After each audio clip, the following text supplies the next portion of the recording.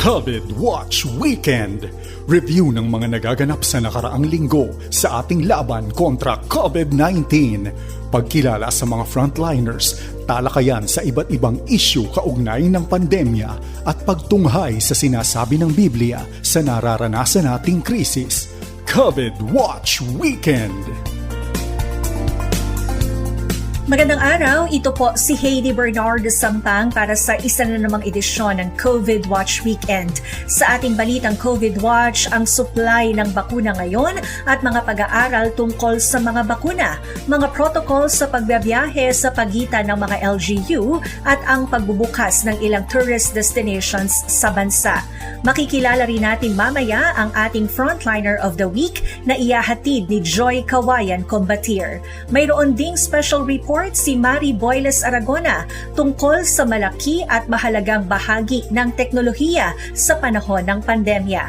Makaririnig din tayo mula kay FEBC Philippines President Dan Andrew Cura ng isang pagbubulay tungkol sa mga itinuturo sa atin ng Panginoon sa gitna ng mga pagbabago.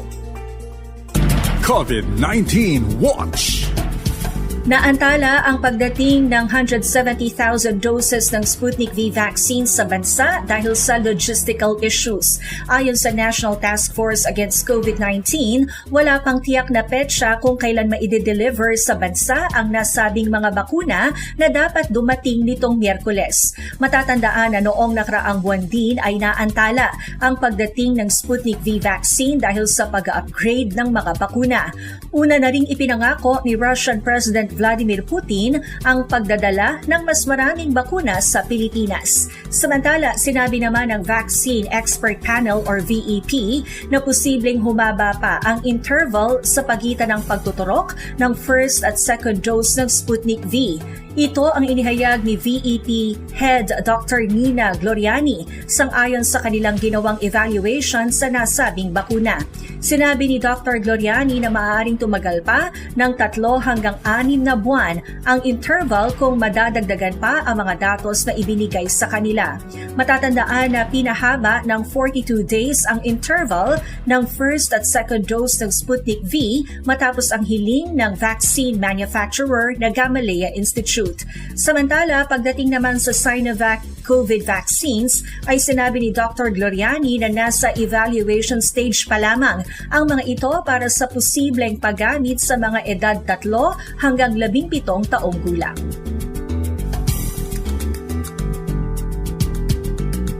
Target ng Department of Tourism na bakunahan ang nasa 3,000 tourism workers sa Boracay para sa pinaplanong travel bubble sa pamosong isla.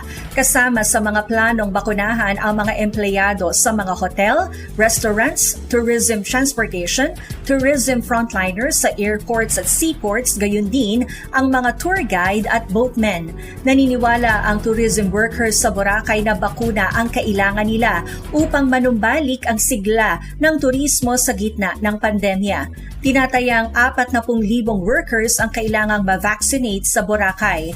Ayon naman kay Tourism Secretary Bernadette Romulo Puyat, inisyal na target ang 3,000 at inaasahang 17,000 tourism frontliners ang mabakunahan nila sa loob ng 1 buwan kapag dumating na ang supply ng bakuna.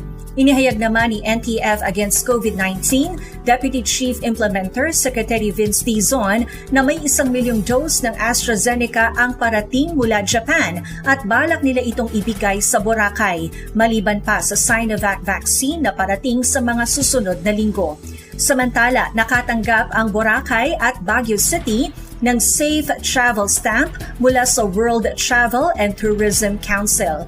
Ito ay pagkilala na umiiral sa dalawang nabanggit na lugar pasyalan ang globally recognized health protocols. Nag-apply na sa Food and Drug Administration or FDA ng amendment sa kanilang Emergency Use Authorization or EUA ang Sinovac para ipagamit na rin sa mga menor de edad ang kanilang bakuna laban sa COVID-19. Ayon kay FDA Director General Eric Domingo, sinabi ng Sinovac na pwede na para sa mga edad 3 hanggang 17 ang kanilang bakuna, kaya't pinapaamyendahan nito ang kanilang EUA. Anya, pinag-aaralan na ng ating vaccine expert panel ang mga data na isinumite ng Sinovac. Tinatayang sa loob ng buwang ito ay matatapos ang pag-aaral kung pwede na ngang iturok sa mga kabataan ang naturang brand ng bakuna. Nitong Hunyo, inaprubahan sa China ang emergency use ng Sinovac Biotech's COVID-19 vaccine para sa nasabing age group.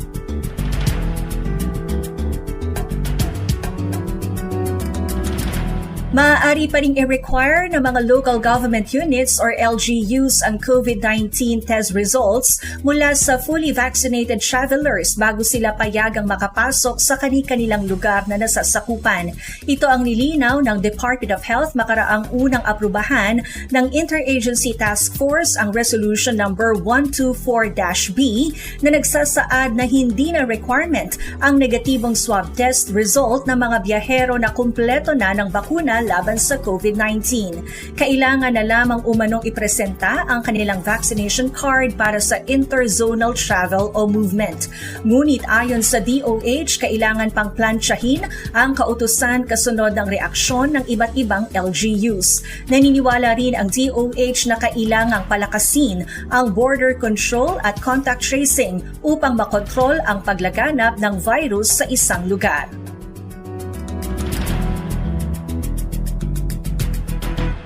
Ang ating frontliner of the week ay si Ian Keith Parcon, isang public school teacher sa Saravia National High School sa Coronadal City, South Cotabato, na aktibong volunteer sa laban kontra COVID ng kanilang lalawigan. Atin siyang kilalanin sa panayam ni Joy Kawayan Combatier. Isa sa mga frontliner na humarap sa hamon ng pandemya ay ang ating mga guro. Si Sir Ian Keith Parcon, ang ating guest frontliner, ay teacher sa Saravia National High School sa lungsod ng Coronadal, Board of Director ng Young Educators Convergence of Soxargen at kinilala bilang 2018 UNESCO Outstanding Young Professional of the Philippines. Ibinahagi ni Sir Keith ang naging karanasan nila sa sektor ng edukasyon at ang kahalagahan ng pagtutulungan ng mga stakeholders. Iba talaga yung school year ngayon. It is very challenging because we divert from the normal na face-to-face interaction on which parang hindi namin na-predict na magkakaroon kami ng online or even modular learning. Yung pinakamahirap talaga, of course, yung simula. Mahirap talaga sa simula dahil una, nangangapa ang lahat sa paggawa ng module, nangangapa ang lahat sa paghahanap ng printer, lalong-lalo na nangangapa ang lahat sa paghahanap ng sponsor or donors for limpak-limpak at ulit-uladang mga bond paper. In fact, nagkaubusan yung bond paper na supply at printer sa buong Pilipinas dahil kailangan lahat mag-print dahil nape-pressure sa opening ng klase. But good thing is, kasama ang stakeholders, LGU, national government, nakayanan namin. At ngayon magtatapos na ang klase, ngayong July 14. Tatapos na, that's the end of school year 2020 to 2021. Good thing lahat po nagsama-sama, lahat po nagtutulungan para po sa kabataang Pilipino. Siguro hindi naman talaga lahat natagumpayan dahil yun nga, first time ito mangyari at lahat nag-a-adjust pa lamang sa bagong new normal education. Siguro we are relearning, learning, and unlearning things kasi yung mga teachers na hindi siguro pa okay on digital education, they need to cope with that trend. At the same time, yung mga nahirapan naman sa paggamit ng mga phones, devices, kailangan din nila ng another training. So from time to time, we are updating ourselves to adapt and to address the problems and to provide relevant and timely intervention sa aming mga students. Pero hindi naman talaga siya masasabing perfect dahil along the way maraming ang nangyaring problema. But still, we are very happy and blessed to announce that school year 2020-2021 is about to end. Sana mabigyan din ng mahabang panahon ang mga teachers to prepare for the upcoming 2021-2022 na school year. Hindi naging mahirap kay Sir Keith ang pag-a-adjust sa online learning dahil dati na siyang naging online teacher sa isang pribadong paaralan. Ang mga restriksyon ang naging hamon sa kanya, ngunit hindi ito naging hadlang upang siya ay makapagbigay ng tulong at serbisyo sa komunidad sa pamamagitan ng volunteerismo. Nahirapan dahil first, maraming lockdowns, maraming restrictions. So, sinasana yung sarili sa pagsusuot ng face mask tsaka face shield sa public. At the same time, yung mga emotional stress dahil wala kang makakausap sa bahay kasi during that time naka-lockdown, so ako lang sa bahay, on which good thing during pandemic I found a new family. It's Buliganay, it's Buli Contra COVID, on which I become a volunteer na ginagawa ko naman since I was young, especially in college, because I was a student leader in MSU, on which we were exposed on volunteerism and community development and uplifting the lives of our respective communities. So I found this family, Buli Contra COVID, on which I was a volunteer, and Buliganay family, on which I become also a volunteer. Parang dito ko ginugol yung pagiging takot during pandemic. Aside sa pagiging teacher, of course, that's already given. Nagre-prepare ng modules, gumagawa ng modules, nag-check ng modules. And ginawa ko rin yung City of Coronadal intramural page, yung sa mga clustering, on which I provide good vibes yung mga posts during the start of pandemic until now. Volunteerism, uplifting, and educating people in social media and in real life. Ang mga lockdown ay hindi naging balakid para sa ating frontliner upang maipagpatuloy ang serbisyo publiko. Bilang isa sa mga organizer ng Buliganay o Pagtutulungan, nakapag-organize sila ng mga community pantry sa komunidad at nagbigay ng ayuda sa iba pang frontliners. Yung Buliganay, nag-start siya matagal na. Even before pandemic, nagsimula po ito yung sa makilala na lindol. Nagpapadala na po kami ng mga goods doon. Even sa Luzon, yung nakabagyo doon, yung Bangon Luzon namin na movement. Nagsimula siya matagal na because meron kaming team, it's Team BBC. It's Beauty Brain and Character. It's a talent camp on which we train beauty queens to join Mutya ng Salta Tabato. So we don't want them na hanggang stage lang yung advocacy nila. We want to use their influence to inspire more people and to gather donation on which we can bring that back to the community, to give hope doon sa community. So doon po nagsimula yung Buliganay. It means to help now. And then yung Buli Contra COVID, it's an organization or team ng mga private individuals, private sectors, yung mga business sectors natin, on which nagtulong-tulong during pandemic, whether you are government employee or private individuals, nagtulong-tulong para makahelp sa mga communities and sa LGU in providing PPEs, providing foods para sa mga frontliners, and then relevant insights in dealing with the pandemic to reap all kindness. Because we believe that we will never go wrong with kindness. Dahil sa risgo ng kanyang trabaho, isa si Sir Keith sa mga tinamaan ng COVID-19. Ibinahagi niya ang kanyang naging karanasan at may paalala sa bawat isa patungkol sa kahalagahan ng pagpapatest at pagpapabakuna. Since I was a volunteer sa mga different causes for this pandemic, unfortunately, I tested positive last June 9 and then natapos yung quarantine ko June 24. Kasi ma'am, kapag nakikita naman natin yung virus, pwede naman talaga nating iwasan, di ba? Kasi nga hindi nakikita yung kalaban, so we don't know kung kanino tayo exposed. Hindi naman siguro natin gugustuhin na magka-COVID at ma-isolate ng ilang araw. So doon po, naging positive po ako sa virus. Yung unang days mahirap in coping with the virus kasi nga takot ka na iniisip mo yung mga pwede mong nahawaan, yung mga kapatid ko na nasa bahay, ano na lang mangyayari. So, yung first na talaga na nag-positive ako, takot yung una. Kinain ako ng takot, ng pag-alala. But then, I realized that when I show to everyone, especially those people na kumukuha sa akin ng lakas, kapag pinapakita ko sa kanilang na I am weak, I am worried, I am afraid, maybe magbabar down sila. So, what I did was I volunteered myself na yung feeling ko na I am not okay, I volunteered myself magpaswab na as soon as possible. So yun nga, lumabas siya na positive as expected, and I coordinated my situation sa BHERT, sa barangay namin, and even sa LGU, sa principal ko. So I realized that this time of pandemic, kung parang may dinadamdam ka na masama, you need to submit yourself na sa BHERT, sa ating local government unit, because naman kanila pagbabayaan at bibigyan ka naman nila ng mga sapat na pangangailangan when you are isolated. So this is also a call to all listeners na kung meron po kayong dinadamdam, masama yung pakiramdam nyo, wag po mag-atubili na makikonnect ka sa inyong BHERT or sa local government unit at magpa-test po. Because di mo po malalaman na meron kang virus o wala unless magpa-test po tayo. At magpa-vaccinate ka rin po. I-coordinate lamang sa ating mga barangay. Magpalista lamang po. Gaya ng paalala ng ating frontliner of the week, huwag ibaliwala kung may dinaramdam sa katawan. Agad sumangguni sa inyong barangay Health Emergency Response Team upang mabigyan ng kaukulang interbensyon.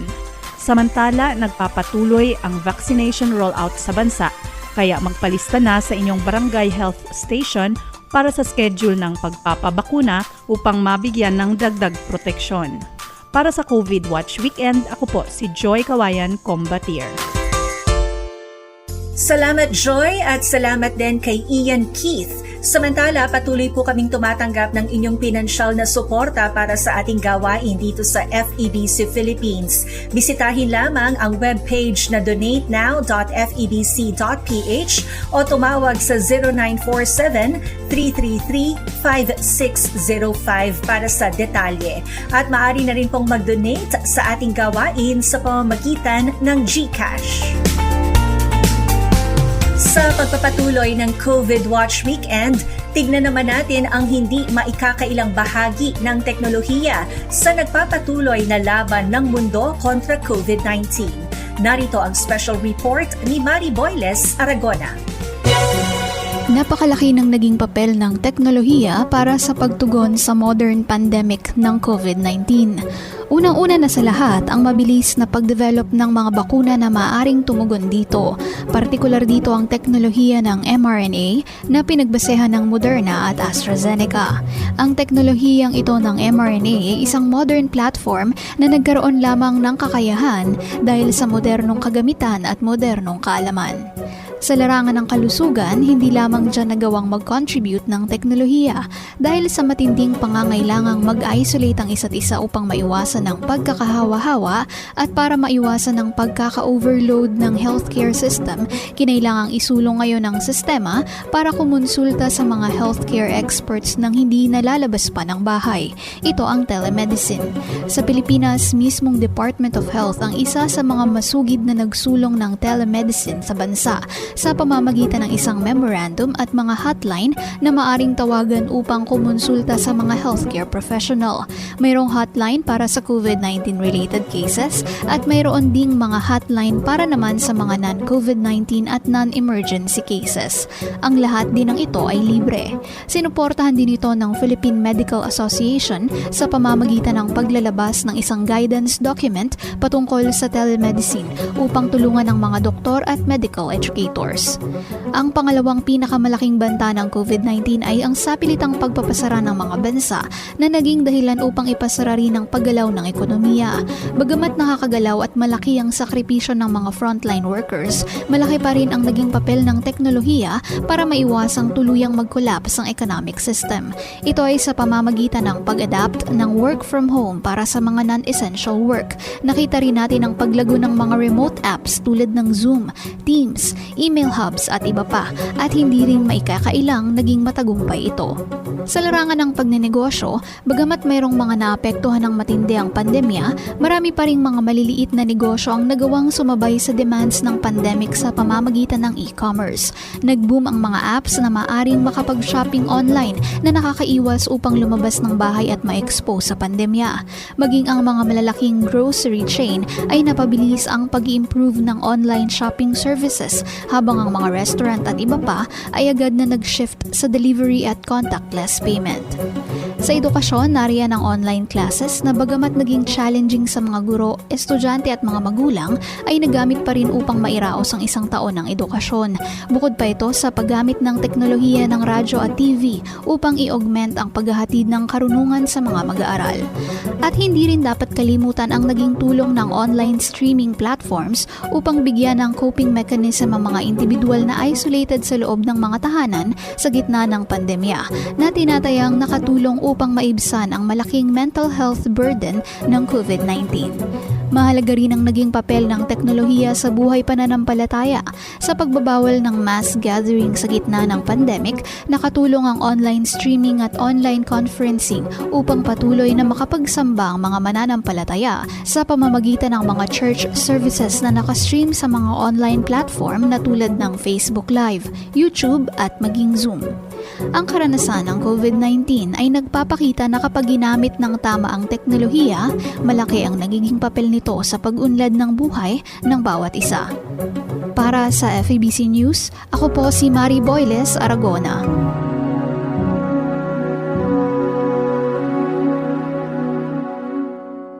Natutunan na nating tanggapin ang mga nagaganap sa ating buhay na bahagi ng pagtuturo ng Panginoon. Siya ang magbibigay ng karunungan sa pagharap natin sa mga hamon ng bawat pagbabago sa buhay. Samahan natin ang Pangulo ng FEBC Philippines, Dan Andrew Cura, sa pagbubulay na ito. Tinuruan tayo ng pandemya ng mga mahahalagang prinsipyo sa buhay, tulad na lang ng higit na pagpapahalaga sa tao kesa sa ating kinikita, paglagong espiritual kesa sa pagyamang material. Ginagamit ng Diyos ang pandemya at ginamit niya ito upang turuan tayo ng higit pang pagmamahal at pagmamalasakit sa kapwa at talikuran ang mga bagay na wala naman talagang halaga. Habang nagbubukas ang ekonomiya at nagbabago ang takbo ng buhay, bumabaling tayo sa salita ng Diyos para magabayan tayo sa mga pagbabagong dulot nito. Ang aklat ng mga gawa, kabanatang 27 at 28, ay dito dinitalye ni Lucas ang naranasan ni Apostol Pablo bilang isang bilanggong dadalhin sa Roma. May mga aral tayong matututunan sa isang bahagi ng paglalakbay na ito na makatutulong sa pagtawid natin sa mga pagbabagong nangyayari ngayon. 14 na ng gabi nang tinangay kami ng bagyo sa dagat ng Mediteraneo at ng mga hating gabi na, tinansya ng mga tripulante na malapit na kami sa tabi ng dagat. Kaya sinukat nila ang lalim ng dagat at nalaman nilang mga 20 dipa ang lalim. Maya-maya'y sinukat nilang muli ang lalim at mga 15 dipa na lang. At dahil sa takot na bumangga kami sa mga batuhan, naghulog sila ng 4 na angkla sa hulihan ng barko at nanalangin sila na mag-umaga na sana. Mga Gawa, kabanatang 27, talatang 27 hanggang 29. Una, pinag-aralan nila ang kanilang sitwasyon. Bukod na nasa gitna sila ng malakas na bagyo, kinailangang malaman ng mga tripulante kung ano na ang tunay nilang kalagayan. Kaya ginamit ang lubid at pabigat at do'y nalaman nilang mababaw na ang tubig na kinaroroonan nila at malapit na sila sa panganib. Sa gitna ng mahirap na sitwasyon tulad ng mahabang lockdown, kakulangan sa testing at mabagal na pagbabakuna, bibigyan tayo ng Diyos ng pangunawa sa mga nangyayari sa ating paligid. Hindi ito madali, ngunit mahalagang hakbang ito para maunawaan natin kung paano niya tayo binabago. Kailangan nating maging matalino sa pagkalap ng tamang impormasyon, masinop sa pagkilatis sa maling impormasyon, at maging masigasig sa pagpapahalaga sa sinasabi ng mga tao sa paligid natin.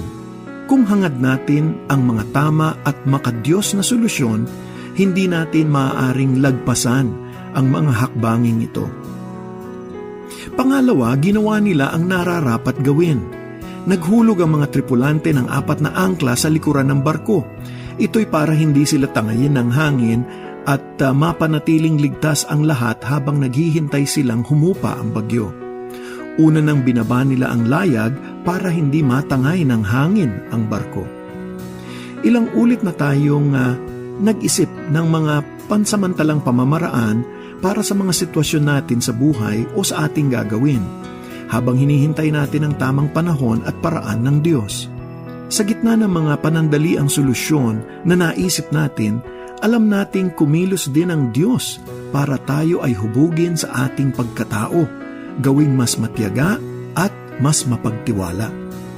Dahil sa pandemya, nagsagawa kami dito sa FEBC ng sarili naming Enhanced Office Quarantine Protocol na siya pa ring umiiral simula pa noong Marso ng nakaraang taon. Marami ring kumpanya ang nagpauwi ng kanilang mga empleyado para mag-work from home. Lumipat ang mga simbahan sa internet para sa kanilang mga gawain. Nag-blended learning ang mga eskwelahan. Pansamantala man ang mga ito o pangmatagalan, kailangan nating gawin ang nararapat para maging matatag at panatag ang lahat. Kailangan nito ng makabagong pag-iisip at tapang ng kalooban. Pangatlo, dumulog sila sa Diyos. Pasahero lang si Pablo sa barkong ito at siya'y bilanggong ihahatid ng mga sundalo sa Roma upang iharap sa emperador. Pero ang kakayanan niya sa pamumuno ay madaling nakita ng lahat sa barko. Naging malinaw din ang kanyang patotoo bilang mananampalataya.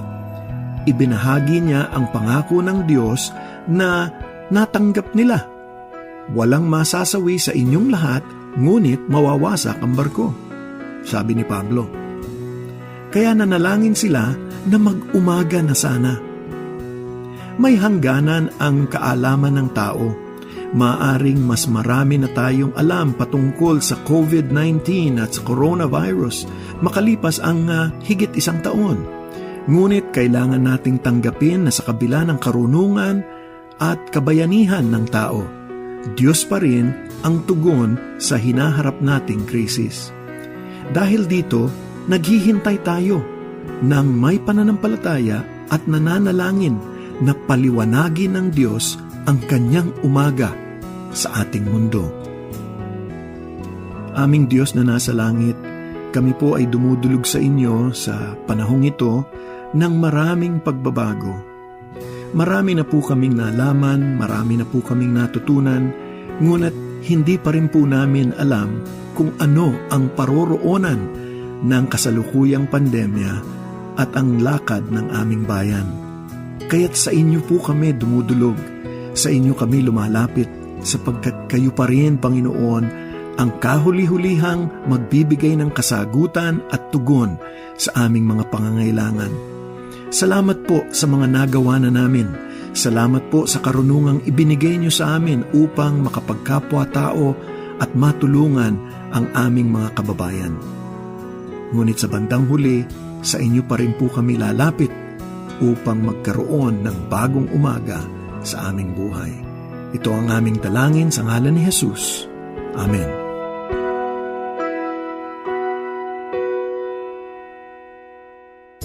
Sumainyo na naman ang isang edisyon ng COVID Watch Weekend. Ito po si Heidi Bernardo Sampang nagpapasalamat at nagpapaalala na ang Panginoon ang lagi nating kasama sa mga malalaking pagbabagong dumarating sa buhay. At huwag po nating kalilimutan, basta't laging handa at sama-sama sa kanyang lakas, kaya natin to. Subaybayan ang COVID Watch Weekend, linggo-linggo para sa napapanahong impormasyon at pananaw sa pagharap ng bayan sa krisis ng COVID. Para sa inyong mga komento at tanong, sundan ang mga Facebook page ng FEBC Philippines.